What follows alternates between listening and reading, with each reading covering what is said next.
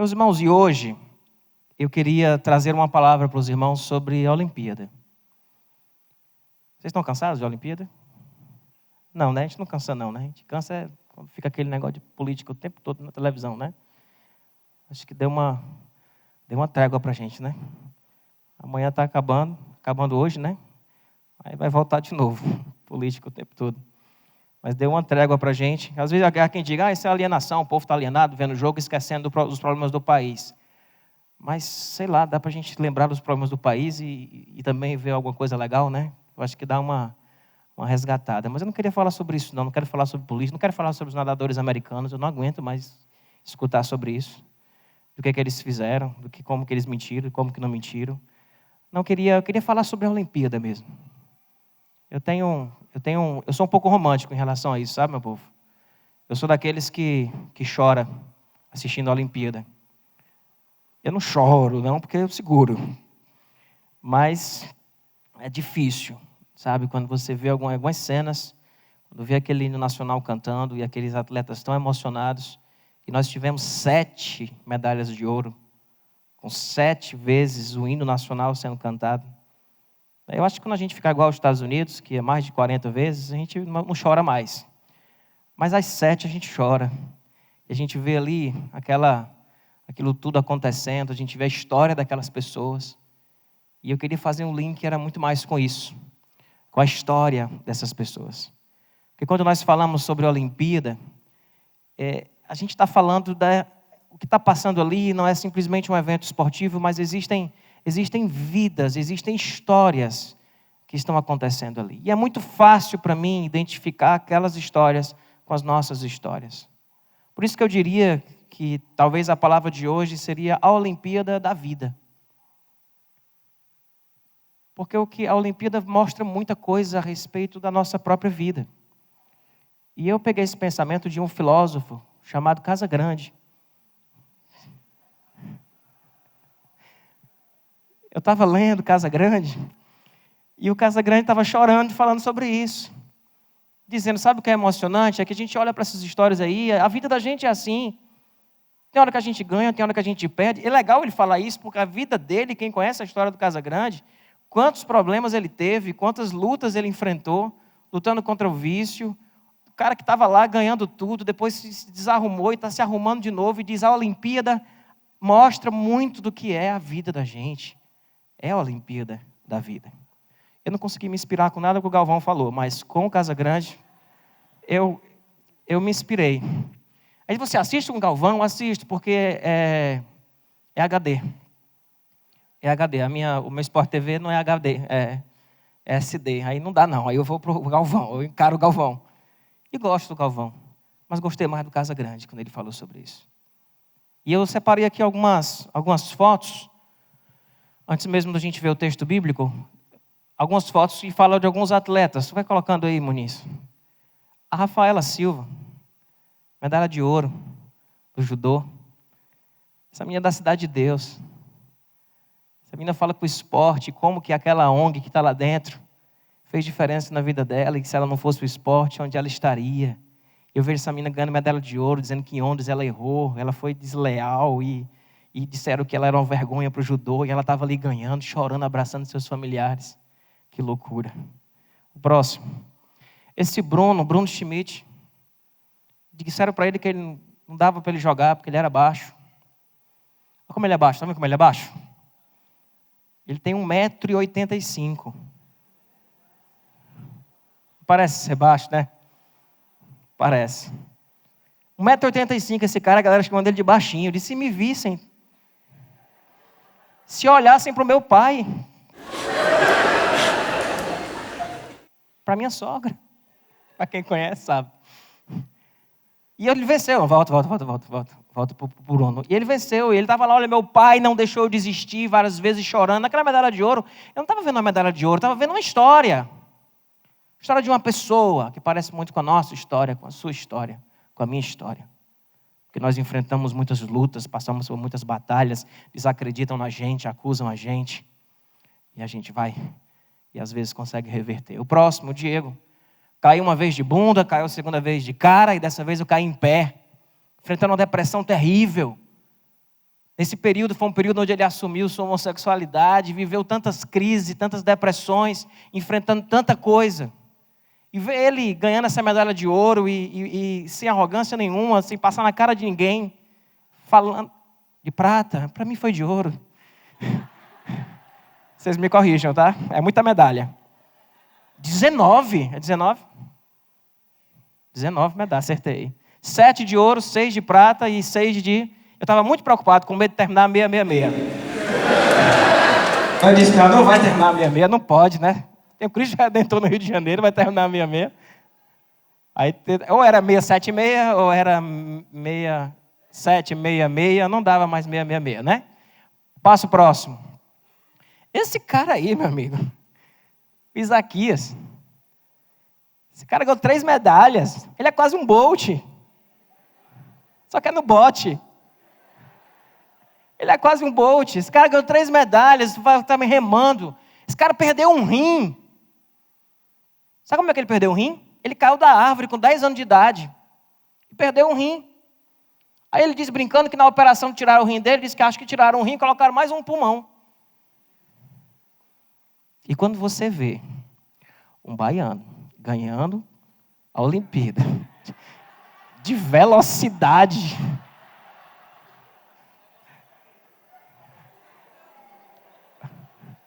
meus irmãos da Bahia que vão assistir a pregação depois, aí de Juazeiro da Bahia, minha família que está lá na Bahia, Deus é brasileiro. Não é, meu povo? Passa aí para o próximo. A mãe desse cara, esse aqui, abandonado pela mãe, criado pela avó, a avó dizia, vai, se você não pular, eu dou uma palmada na sua bunda, e o cara vai. Novo, novinho, estava lá com a mulher dele. E a gente vê a influência muito forte da igreja na vida dele. É visível. No equilíbrio, no discurso, na linguagem, é muito fácil identificar o crentez. A gente vê logo, esse cara é crente. Ele nem fala, mas nas coisas que ele vai dizendo, esse cara é crente. E ele foi lá e venceu. Bateu o recorde olímpico com medalha de ouro. 6,3. Eu fiquei ouvindo que é 6,3. Vocês têm noção? É muita coisa essa parede aí, meu irmão. O cara vinha correndo com a vara e pular esse negócio. Entendeu? Passa o próximo. Aí a gente tem o Neymar. Neymar também, meu povo, uma história de vida. Esse cara veio para a Copa, levou uma porrada nas costas, foi para o hospital, não jogou mais. Desde aquela época não conseguiu mais se reerguer direito. A imprensa tudo batendo nele. Ele com as decepções amorosas dele, com a vida dele. O cara tem uma história, ele tem uma vida.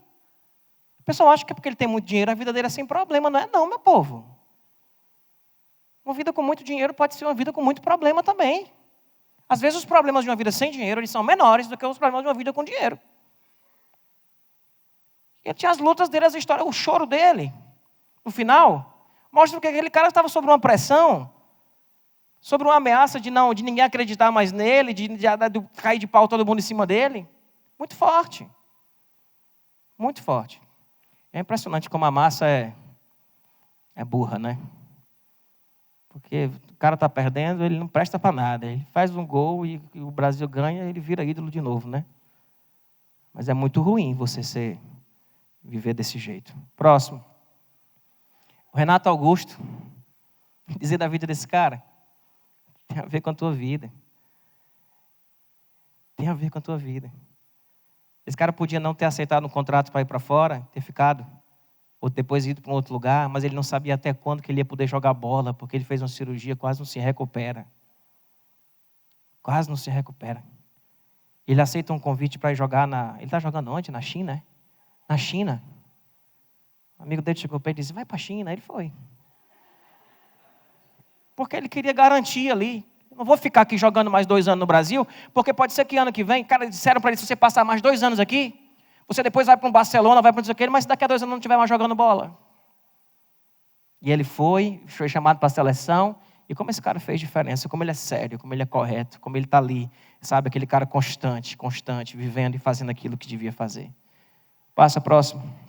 Essa galera aí, esse Bruno, Esse Bruno era o cara que mais tinha que treinar, que mais tinha que dar certo, que ele era filho do técnico. E filho do técnico tem que provar todo dia que ele está ali, não é porque ele é filho do técnico. Todo dia. E esse cara treinou e levou a sério e tudo. É um cara muito sério, muito correto. Eu sempre quero chamar ele de Zicarelli. Não é Zicarelli não, é o Lucarelli. O Lucarelli, com a coxa, ele não estava conseguindo cair no chão, meu povo. Isso é história. Tem vida nisso tudo. É a Olimpíada da vida. Terminou, né? É a última, né? Agora eu queria ir para um texto. Porque a Bíblia também fala de Olimpíada. E Paulo, quando vai fazer uma defesa da sua carreira, vai fazer uma defesa do seu chamado, ele faz uma referência aos Jogos Olímpicos. Ele faz uma referência aos Jogos da Grécia, os jogos que existiam na época. E isso está em 1 Coríntios, capítulo 9. O capítulo 9 de 1 Coríntios, Paulo está o tempo todo defendendo o quanto ele era, defendendo a sua carreira, defendendo o seu ministério, defendendo sua posição como apóstolo, defendendo uma série de coisas, dando testemunho da vida dele. E ele faz uma referência aos Jogos Olímpicos. E eu queria ler esse texto, acho que estava antes, né, o texto? Mas coloca o texto todo aí para a gente ler, depois a gente destrincha ele. E Paulo diz: vocês não sabem que dentre todos os que correm no estádio, apenas um ganha o prêmio? Corram de tal modo que alcancem o prêmio. Todos os que competem nos jogos se submetem a um treinamento rigoroso para obter uma coroa que logo perece, mas nós o fazemos para ganhar uma coroa que dura para sempre. Sendo assim, eu não corro como quem corre sem alvo, e não luto como quem esmurra o ar, mas esmurro o meu próprio corpo e faço dele meu escravo, para que depois de ter pregado aos outros, eu mesmo não venha a ser reprovado. Queria tirar algumas coisas rápidas aqui desse texto. Na Olimpíada da vida, é preciso transpirar. Ninguém chega lá sem transpirar. É preciso transpirar para vencer a Olimpíada da vida. Paulo diz, e Paulo está falando da sua transpiração, e está falando da necessidade de transpirar. Ele diz no versículo 24 e 25, vocês não sabem que dentre todos os que correm no estádio, apenas um ganha o prêmio? Corram de tal modo que alcancem o prêmio. Todos os que competem nos jogos se submetem a um treinamento rigoroso. E aí eu volto à figura do Bruninho. Porque o Bruninho ficava lá treinando e os colegas dele dizem para ele que ele treinava absurdamente. Todo mundo ia embora e ele ficava treinando levantamento. Porque aquele que corre no estádio precisa correr como se um só recebesse o prêmio. O que ele está falando aqui, Paulo? Ele está dizendo, olha, eu me dediquei como se fosse uma corrida que só um ganha. Não porque eu estava competindo com ninguém, mas porque dei o meu melhor. E ninguém consegue chegar em canto nenhum sem um treinamento rigoroso. Sem transpirar de fato, de verdade, transpirar para fazer alguma coisa na vida. A gente tem uma mania de olhar para as pessoas que estão no pódio da vida olímpica, e dizer assim, é muito sortudo um cara desse. Achamos que é sorte, ou é uma providência divina que na hora que vai nascer as pessoas, escolhe quem é que vai fazer e quem não vai. Não é, meu povo. Não é. Tem transpiração, e todos aqueles que competem no estádio se submetem a um treinamento rigoroso. O quanto você tem transpirado na tua vida, na tua história? O quanto você tem transpirado? A que treinamento você tem se submetido? Eu fico mordido quando eu recebo alguns testemunhos de pessoas dizendo que os funcionários evangélicos, eles são às vezes os funcionários mais acomodados e mais preguiçosos. Eu digo, por quê? Por quê? Será que é porque estão só pensando em terminar a hora do trabalho para ir para o culto? Pô, devia acabar o culto. Para esse povo trabalhar. Para esse povo transpirar. Estudar. Se destacar. Nós temos pessoas aqui que são verdadeiros atletas da Olimpíadas da vida. Que receberam premiações, pódios e medalhas de prata, de ouro, de bronze. E acompanhei a vida de cada um e sei que foi com muita transpiração. O Kert hoje trabalha na polícia como músico da polícia. Mas o Kert, para trabalhar na polícia, não tinha que saber simplesmente tocar sax. O Kert precisou se submeter a um treinamento para passar num teste, num exame, que no exame ele tinha que correr tantos quilômetros, eu acho que 3 quilômetros, tinha que fazer um pulo de não sei quanto, tinha que fazer 7 barras. Eram 7? Meus irmãos, eu não passava nesse negócio. Para eu passar nesse negócio, eu ia ter que treinar feito um doido. Porque fazer barra com meu peso é um negócio, é barra. E o Kert treinou. E no dia, ele fez a barra. Ele fez as 7. Depois eu conto o resto. É no final. Ele fez as 7 barras, mas teve que treinar para isso. Ele aqui que passou no concurso, aí a gente fica olhando, mas tão bom a pessoa passou no concurso, olha lá, rapaz, é garantido pro resto da vida, não sei o quê. Interessante que a mentalidade, às vezes, do brasileiro é de passar no concurso para não ter mais que ter que se esforçar muito, entendeu?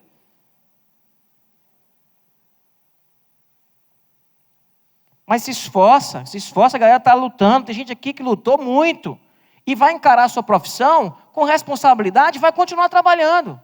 Digo para você que se você está pensando em se esforçar bem muito para poder passar no concurso e não se esforçar mais, você será um péssimo funcionário público. Péssimo. Se esforce para passar e continue se esforçando para fazer o trabalho lá bem feito. Cada um de nós aqui, profissional liberal, vendedor, o que for. Tem hora que a gente tem que bater o desânimo e tem que dizer, rapaz, não vai acontecer sem transpiração não, e eu vou transpirar. E a gente não colhe no mesmo dia.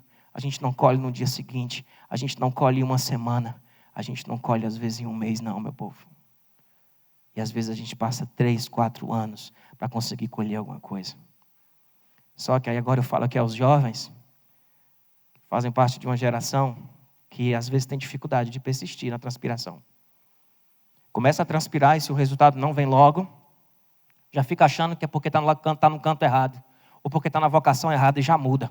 Aí muda, transpira 3 meses no canto, não é isso, não está dando certo. Transpira 4 meses no outro, não é isso, não está dando certo. E às vezes o que você precisa é escolher um negócio e transpirar ali até dar certo. Tem uma música do Genesi que diz que é de tanto não parar, que a gente chega lá. E que quem toda hora para, não chega em lugar nenhum. É preciso transpirar. E o desafio que Paulo está dizendo aqui, olha, eu transpirei, eu lutei, eu fiz o que tinha que ser feito. E na Olimpíada da vida, nós precisamos transpirar. Essas pessoas não chegaram onde chegaram, sem luta, sem renúncia. Eles sempre falam isso, né? Das dores, das renúncias, da família, de como todo mundo se renunciou, teve que renunciar. Na vida da gente não é diferente. É preciso transpirar para poder obter o resultado. Outra coisa da Olimpíada da vida é que é preciso de propósito. Paulo diz em 1 Coríntios 9, que se os atletas correm assim, por uma coroa que logo perece, mas nós o fazemos para ganhar uma coroa que dura para sempre.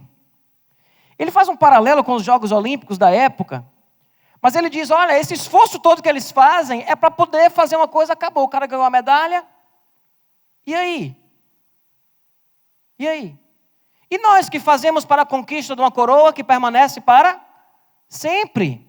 Por isso nós precisamos de propósito e precisamos entender que a nossa vida é ressignificar, entender que existe um legado, que existe uma história, que você não está vivendo simplesmente para passar num concurso, que existe muita coisa em torno disso, que você não está simplesmente vivendo a sua vida para poder conseguir um objetivo específico ali, que tem muita coisa em torno disso, é um legado que você deixa para a sua família, que você deixa para os seus filhos, é algo que tem consequências com a eternidade. Paulo vai dizer, olha, se eles lutam por um negócio, que recebe ali a coroa, e depois essa coroa fica lá na estante, muito mais nós lutaremos por uma coroa que sabemos que permanece para sempre. E sabemos que a eternidade começa aqui e agora, na vida da gente. E nós já podemos viver o reino de Deus aqui e agora, como ele será no céu. E que a nossa vida tem implicações espirituais. As coisas que nós fazemos, a maneira como nós trabalhamos, a maneira como nós tratamos as pessoas, a maneira como nós nos dedicamos, a maneira como nós renunciamos, como dizemos sim e não para algumas coisas, isso tem consequência para a eternidade. E se for preciso você perder alguns games, para poder lá na frente conseguir ganhar o verdadeiro jogo, perca esses games. Para ganhar depois, porque você entende que tem um propósito maior, a sua vida tem um propósito maior. A nossa vida não é só para esta vida aqui, se vivemos apenas para esta vida, o que diz a palavra? Que somos os mais miseráveis e dignos de compaixão de todos os homens. A vida que eu vivo hoje aqui é Cristo. O morrer é lucro. E a vida que eu vivo, ela não é uma vida que eu vivo simplesmente para mim. Ela é uma vida que precisa fazer sentido com a eternidade e está conectado com a eternidade. Isso me dá uma força para me esforçar, para transpirar e fazer o que tem que ser feito. Amém, irmãos? Você vê propósito na sua vida? Você vê propósito na sua vida? Você vê propósito no que você tem feito? No trabalho que você desenvolve? Na luta do dia a dia, na rotina, na corrida dos ratos da sua história? Você tem? Vê propósito nisso? Às vezes a gente precisa ressignificar e entender de fato o que a gente está fazendo. Eu lembro do pastor Bill Hybels, que é um pastor da igreja Willow Creek, lá nos Estados Unidos, em Chicago. E ele disse que estava entrando na igreja, a igreja é enorme, é um negócio assim, de dar no zóio. E ele foi entrando na igreja e parou, e tinha um cara cuidando do jardim. Aí ele parou, desceu, chegou para o cara e disse, e aí, o que é que você está fazendo aí? Você é um jardineiro aqui da igreja? Ele disse, não, eu não sou um jardineiro. Eu sou responsável pelas primeiras impressões da igreja. Ele deu sentido ao que ele estava fazendo. E se nós não dermos sentido ao que nós estamos fazendo, a nossa vida fica patética.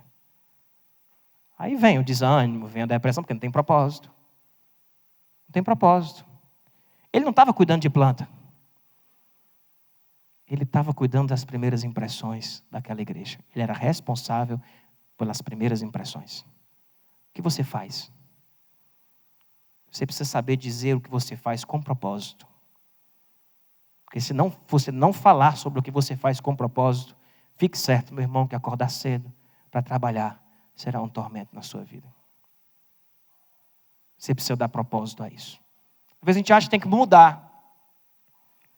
Dê propósito ao que você está vivendo, ressignifique isso.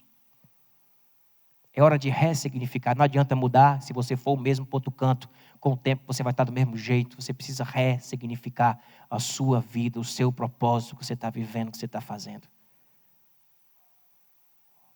Paulo sabia o que ele estava fazendo. E quando a gente sabe o que a gente está fazendo e tem noção do que a gente está fazendo, a consequência que isso tem para a eternidade, para os nossos descendentes, olha, muda tudo. Muda tudo. E é preciso talvez mudar tudo. Mas na Olimpíada da vida também é preciso ter estratégia. Paulo diz em 1 Coríntios 9, sendo assim, eu não corro como alguém que corre sem alvo. E não luto como quem esmurra o ar. Diz assim, olha, eu não estou aqui feito doido, não. Correndo para qualquer lado, esmurrando. Não, tem um plano, tem um planejamento. Sei o que eu estou fazendo. Eu sei para onde eu estou indo. E às vezes o que a gente precisa, lembra da pregação do domingo passado? A gente precisa fazer a pergunta para o Papai do Céu. Dizer, Papai do Céu, me dá um plano. Me dá um plano, me dá uma meta. Me mostra por que eu estou fazendo isso aqui, é para chegar aonde? Por que eu estou fazendo um negócio aqui? Ó, tome cuidado, porque tem gente que transpira muito, mas não chega em canto nenhum. Porque ela tem muito movimento sem deslocamento nenhum. A pessoa fica patinando no mesmo canto, não sai do canto, porque ela está como esmurrando o ar. Ela tá meio que, como é que Paulo diz? Quem corre sem alvo, está correndo sem direção. Está se movimentando não necessariamente significa que vai frutificar. É preciso se movimentar com um propósito e com um alvo. É preciso ter um plano e uma estratégia para saber o que você está vivendo. E não é fácil fazer plano e estratégia na vida da gente. A gente precisa do Papai do Céu ajudando a gente nisso. Porque o futuro é muito nebuloso. É muito incerto. E a gente às vezes tem uma crise, o que a gente está vivendo é realmente, está conseguindo realmente movimentar a gente em direção a alguma coisa, ou não, estamos simplesmente nos movimentando e estamos no mesmo lugar. Tem época que é de se movimentar e continuar no mesmo lugar. Porque se você não se movimentar, você vai para trás. Mas você precisa ter propósito, entender o que você está fazendo. Não estou esmurrando ela, não estou feito doido aqui, saindo para trabalhar sem saber o que eu vou fazer. Não, vou montar um plano, vou pedir um direcionamento. Eu não estou aqui simplesmente dando como quem está dando murro no ar e correndo sem alvo. Não, eu sei o que eu estou fazendo. Para isso a gente precisa de um técnico. E o nosso técnico é Papai do Céu. Nosso técnico são os relacionamentos que a gente tem, que a gente consulta, conversa com um, conversa com o outro. E na multidão de conselho a gente encontra o quê? Sabedoria, encontra o plano, encontra a meta. Entende o que está fazendo. Foi assim com o Tiago Braz. Tem uma foto aí, ele conversando com o técnico dele. Não achei a foto do dia que ele ganhou, mas ele ia lá várias vezes. Ele estava aqui e tal, e aquele francês lá parado, bem, só abrindo e fechando aqui. E ele parava, saltava tudo e ia lá, no técnico. Então tem hora que a gente está na batalha para vencer, e a gente tem que dar uma parada aí no técnico. O técnico vai dizer, cara, um pouquinho mais para cá. E eu imagino que o técnico deve ter dito para ele, aí a estratégia. Meu amigo, pule logo os 6 e 3. Ele só tinha um pulo. Se ele pulasse, aonde ele não tinha pulado ainda, ele ia garantir só a prata. Ele disse, coloca para 6 e 3. E pula do jeito que eu te ensinei. Imagina o Papai do Céu dizendo isso para a gente. Dizendo, filho, coloca a vara nos 6 e 3 e pula do jeito que eu te ensinei. Já pensou? Nós temos um técnico. Existe estratégia. Nós não estamos sozinhos. Papai do Céu pode nos dar o alvo. Mas na Olimpíada da vida, meu irmão, por último, é preciso se proteger de si mesmo. Porque nós somos o nosso maior inimigo. Ayrton Senna já disse isso, né? Que ele não compete com ninguém, ele compete com ele. Que se ele conseguir vencer dele mesmo, ele vence qualquer um. Nós somos o nosso pior inimigo. O nosso maior obstáculo. Nossa maior virtude, nosso maior obstáculo está dentro de nós mesmos. Por isso Paulo diz, em 1 Coríntios 9, 27, ele esmurra o meu corpo e faço dele meu escravo, para que depois de ter pregado aos outros, eu mesmo não venha a ser reprovado. Paulo sabia que existia na carne dele algo que sabotaria a sua missão. E ele precisava vigiar contra esta área da sua carne que sabotaria a sua missão e não o faria ganhar a coroa. Todos nós temos características nossas que são altamente sabotantes. É aquilo que faz sempre você não chegar lá. É aquilo que faz sempre você, na hora que corre, errar. Todos nós temos. Todos nós temos essa nossa carne que vem nos atrapalhar, que vem nos destruir, que vem nos desfocar. Para alguns é excesso de confiança, para outros é falta de confiança, para alguns é excesso de organização, para outros é nenhuma organização. Para alguns é algum vício, é algum sentimento que não vai embora. Nós temos essa nossa fraqueza na carne. E ele diz, esmurro o meu corpo para que ele não me... É como se ele dissesse, eu tenho uma luta dentro de mim, eu tenho um leão dentro de mim, que eu preciso vencer ele todo dia. Que eu não posso dar brecha para ele, que eu tenho que vigiá-lo. Isso me destrói, isso me sabota, e eu corro na pista e não consigo resultado, porque estou com algo sempre me colocando como derrotado. Às vezes é a procrastinação. Deixa para amanhã, não, agora não sou eu, não posso, não, mas eu, porque eu, não sei o quê, não, os outros, colocar a culpa nos outros. Todos nós temos nossa carne. Essa carne não é pele, não, essa carne representa a nossa natureza pecadora, que nos sabota, que faz você não vencer, que faz você não chegar lá. Eu separei uma foto do Neymar chorando no final E aquele choro dele compulsivo de uma criança que tinha naquele momento talvez conseguido vencer, não o time da Alemanha, mas conseguiu na competição talvez vencer grandes leões que existiam dentro dele. Ali tinha choro de mágoa, tinha choro de raiva, tinha choro de vitória, tinha choro de tudo. E a gente olhando para ele diz, rapaz, o pior inimigo dele é ele mesmo. Se ele conseguir aprender a lidar com ele mesmo, encontrar a medida certa do ir, do voltar, do parar, do ir, do não ir, se ele conseguir trabalhar o que ele faz fora do campo, e às vezes não é o que a gente está fazendo quando a gente está trabalhando, é o que a gente está fazendo quando a gente não está trabalhando, que sabota a vida da gente, que coloca a gente de lado. Está claro isso, irmãos? Nós vivemos uma Olimpíada. Nós vivemos. E na Olimpíada da vida, nós precisamos transpirar. Transpiração. Nós precisamos de treinamento. Esforço. Faz parte da Olimpíada da vida. Nós precisamos de propósito. A gente precisa saber o que a gente está fazendo. Precisa ter sentido, porque se não tiver sentido, não vai fazer sentido. Você precisa na Olimpíada da vida, meu irmão. Você precisa de um plano, de uma estratégia. Existe um técnico que vai ajudar você. E na Olimpíada da vida, nós precisamos vencer de nós mesmos. Porque muitas vezes nós somos o maior obstáculo que nós temos a superar. Mas Deus, Ele há de ajudar você. Eu falei que o Kert treinou para fazer as 7 barras. E o Kert, em todo o treinamento dele, ele nunca conseguiu fazer as 7 barras. Ele fazia a 6ª barra e na 7ª ele não subia. Na 7ª ele não subia.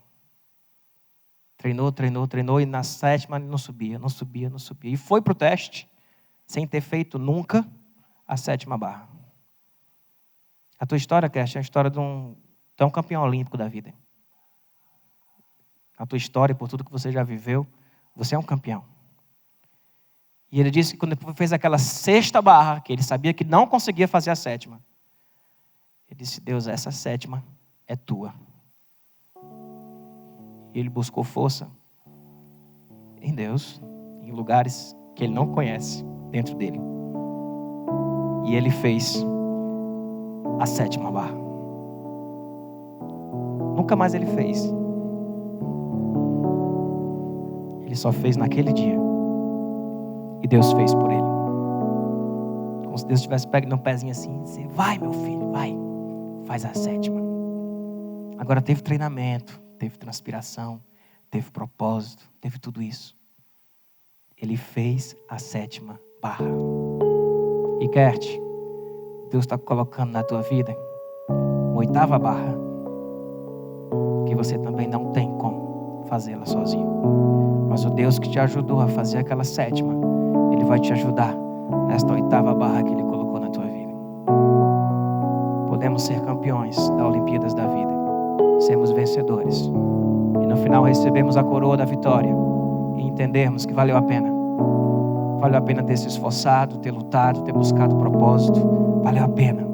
Valeu a pena. E existe um Deus que é de promessa.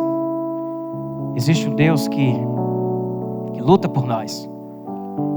E a gente pode enfrentar o que for, porque nós sabemos quem luta por nós. Amém, meu irmão? Queria que você baixasse sua cabeça agora. Do que é que você está precisando? Transpirar? Propósito? Estratégia? Está precisando vencer de você mesmo? Conversa com o teu técnico agora.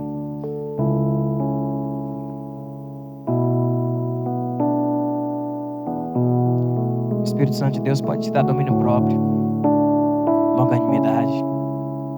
Ele pode te dar sentido, propósito. Ele pode te inspirar numa estratégia, num plano. Ele pode ajudar você a vencer de você mesmo. E você receberá a coroa como um completa de Jesus.